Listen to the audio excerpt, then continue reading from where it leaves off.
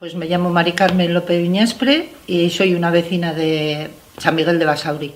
Pues conseguir que Basauri sea mejor, que solucionar dentro de nuestras posibilidades las trabas que pueda haber, pues si hay aceras en mal estado, carreteras, que la gente mayor tenga accesibilidad a los sitios y en general cosas así. Bueno, yo en San Miguel hay una traba muy importante que donde hacemos las manualidades tenemos gente muy mayor, no hay ascensor ni hay nada.